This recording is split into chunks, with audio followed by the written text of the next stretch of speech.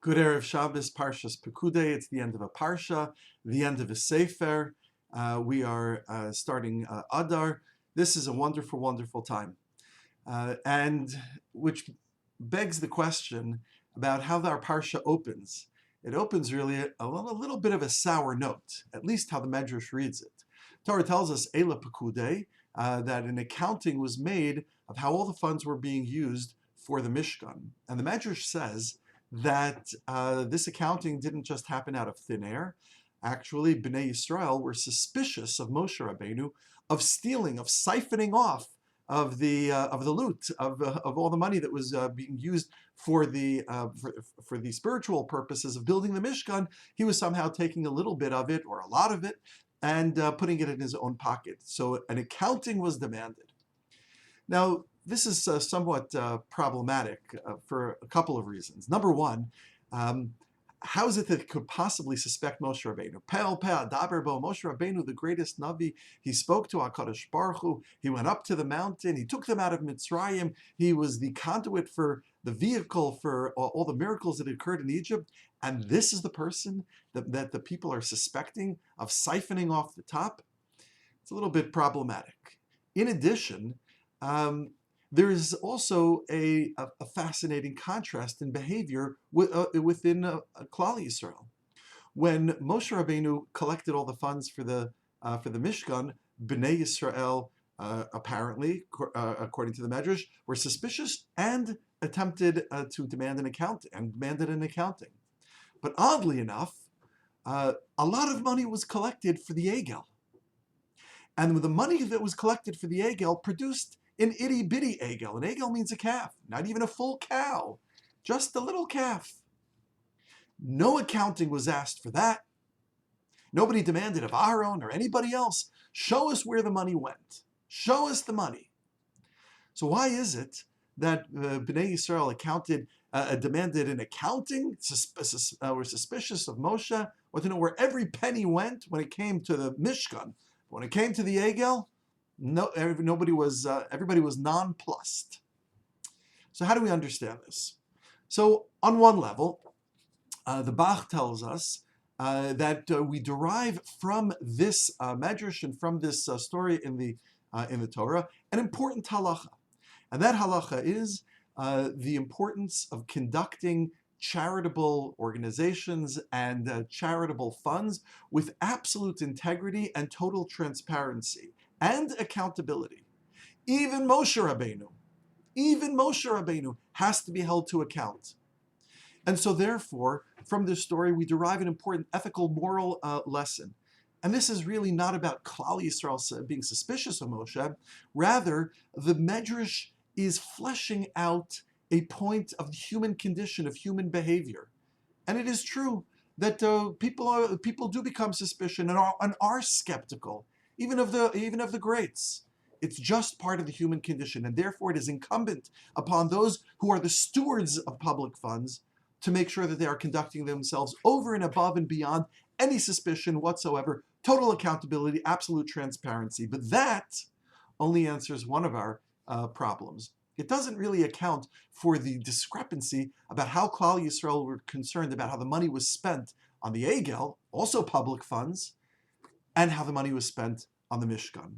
And here I'm reminded of the Yerushalmi in Shkolim that tells us that an interesting contrast. When, based on a careful read of the Psukim, when Bnei Yisrael was called upon to give up of their gold, etc., for the Egel, versus how when they were called upon to give up of their gold, etc., for the Mishkan. When it comes to the Mishkan, it says Bnei Yisrael answered the call. But when it reports about Bnei Yisrael's contributing and donating to the Egel, it says Kol, the entire nation of Israel, everybody participated. When it came to the Mishkan, people participated, and a lot of people participated, and it's great. But the Torah goes out of its way to say the entirety of the nation. And this perhaps reflects another element of the human condition. When I'm giving funds and I'm getting something out of it, I benefit from it. The Egel was pagan idolatry, a big hoopla. It was a big party, this pagan idol. I get something from it. When I get something from it, I don't look at the dollars and cents so much, right? I'm getting something. I'm going to get a big steak, a larger steak, a bigger house, a larger car, a more expensive clothing. So it's $1 more, a dollar less. When it's for my benefit, I'm not so. I don't necessarily take the same level of scrupulous accounting as when I put my funds into somebody else's account, and they are acting for the public good. All of a sudden, when it comes to the public good, we all become tzaddikim, right? But when I'm spending money on myself, I'm a little bit more loose with how the money flows out of my pocket. And so the Medrash in the Talmud is telling us actually that Bnei Israel acted in a petty way, in a selfish way. And so what they did here with Moshe Rabbeinu versus in the Mishkan versus how they conducted themselves with the Egel is consonant with generally how Bnei Israel contributed to the Mishkan and contributed to the Egel. When it came to the Egel, personal benefit all out.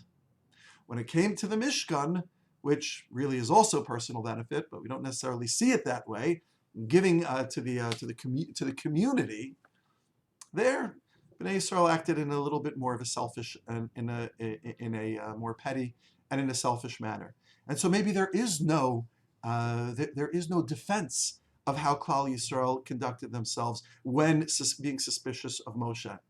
It's just a sad commentary on in the history of our people. However, it's Chodesh Adar, and we're ending a parsha, and we're ending a sefer. So how can we end this video vort on a sour note? So I'd like to share with you a beautiful idea from Rav Zalman Sorotzkin in his Oznaim LaTorah. And he turns this whole medrash and he turns this whole thing on its head. And he says the following: it is true that Bnei Israel demanded an accounting for Moshe Rabbeinu how he spent the funds in the Mishkan. And they didn't demand the same accounting when it came to the Egel. And the reason for this, he says, is because it shows something beautiful and extraordinary about Klal Yisrael. How so? When it comes to putting money into the Mishkan and into the Mikdash and into a shul and into a school and into Dvarim Shebekdusha, we're proud. Our souls yearn to be part of something amazing. And we want to make sure that every penny that we use goes for the purposes of goodness and greatness and supporting Klal Yisrael and connecting to Hashem, because we are proud of how we are using our funds. And we want the zchus, if you will, that every penny is going to support Klal Yisrael. But when it comes to the Egel, we all know in our souls, the Egels that we spend money on, it's not necessarily, we're not proud of it. And maybe we do it because we have a weak moment, or maybe we do it because we're just human beings and we're just human. But after we spend our money, after we invest our time, after we invest our resources in activities that we're less than proud of, we really know what it is that we've done. And so we really just want to, if not cover it up, at least ignore it. And I'm certainly not going to call attention to it. I don't want to know that I spent $1,252 on an activity that I'm not proud that I participated in. The Jewish soul yearns. The Jewish soul pines for acting in an extraordinary fashion to support others, to help Klal Yisrael, to help the world, to become to create more divine consciousness in our society. That's what a Jew does. And when the money is used for that, Bnei Israel wants an accounting. Not so much because of suspicion of Moshe, but more so about wanting to call attention to every dime and every penny, to make sure that the gadlus, the gedula, for which it is intended, is actually brought to fruition. But when it came to the Egel, there was no call for an accounting, because in truth, Bnei Israel knew that was money down the drain, and it reflected ill of Klal Yisrael, and therefore they did not demand any accounting. Let's look the other way. Let's go on and let's do something for which we are proud of. And indeed, according to some, the Mishkan is the kapara. The Mishkan is the counterpoint to the Egel, not just in the Egel being a pseudo or actual avodah zara, and the Mishkan being avodas Hashem, but even in the way Bnei Yisrael conducted themselves in the giving of in their pride and accountability of the Egel versus their pride and accountability of how they invested their funds with the Mishkan.